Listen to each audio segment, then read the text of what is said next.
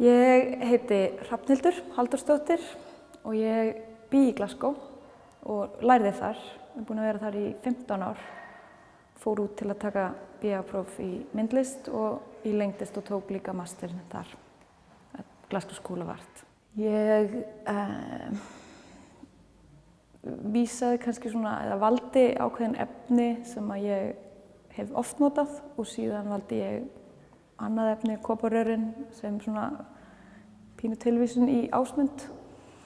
Þannig að ég fór svona bara að dunda mig við það að sauma utan um þessi rör og fór að hugsa þú veist, þannig að sáprósess er svona pínu eins og að vera kannski að höggva í stein eða eitthvað, þannig að þú veist, þetta er svolítið svona, þú veist, hvernig þetta verður kemur mikið út úr því að byrja að vinna í því. Þannig að það er ekkert, þú veist, búið að plana það neitt fyrirfram. Þannig að ég gerði það allt saman heima og fór að hugsa koparinn, verkið heitir Modern Lovers og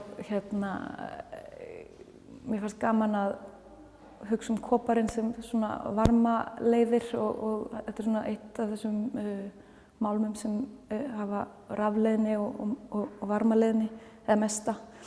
Og mér fannst það áhugavert af því ég hafði ekkert hugsað út í það því ég valdi. Þetta var svona mjög bara intuitive einhvern veginn að velja þetta út frá ásmundi. Svo tengdist þetta allt saman úr því að þessi improvisasjón sem ég er alltaf að leika með er svona metafor fyrir bara líf og feila og allt saman. Þannig að þetta svona tengdist bara allt saman inn í, en ég vinn í raun ekkert svona mjög konceptjól. Þetta er allt svona pínu gamaldags í svona hvernig ég vinn þetta og hvernig hlutirnir verða til. Þótt að þetta sé ekki efni kannski sem eru svona klassísk skúlptúrefni. Þetta náttúrulega var líka, ég vissi ekkert, þú veist, hvaða verk ég myndi vera með. Þegar ég var að hugsa þetta verk þá hélt ég myndi vera innan fleiri af samtíma listamönnunum líka, en nú fékk ég þetta rými sem er svona frekar út af fyrir sig.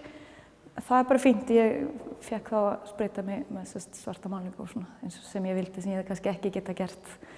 Þannig að það er bara ég og Ásmundur hérna og þetta bara lá einhvern veginn í augum uppi. Það var einhver góð tenging þarna á milli, bara svona í hvernig þetta myndmálið er, þótt að sé abstrakt í báða enda.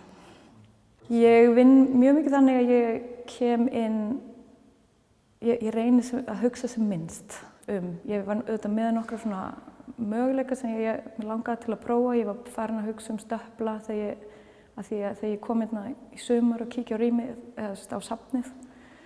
Þannig fann ég fyrir því að þetta er svo mikið, þetta er svo þrívídda rými og húsið sjálft er skúlptúr í sjálfu sér, þannig að það er erfitt að einhvern veginn gera eitthvað við það.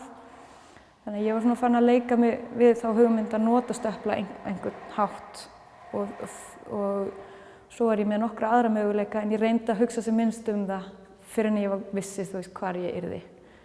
Og þá fer ferlið í gang, sko. Þetta er alltaf þannig með mig, ég kem með tösku af triksum og svo fer svona alvöru vinnan í gang þegar ég komin í rýmið og veit hvað ég get gert. Og þá svona smellur þetta á sinn stað og það gerði það einhvern veginn mjög fljótt hérna, þetta svona bara gekk allt upp. Þannig að ég er bara mjög ánægð með það. Það er ekkert alltaf þannig.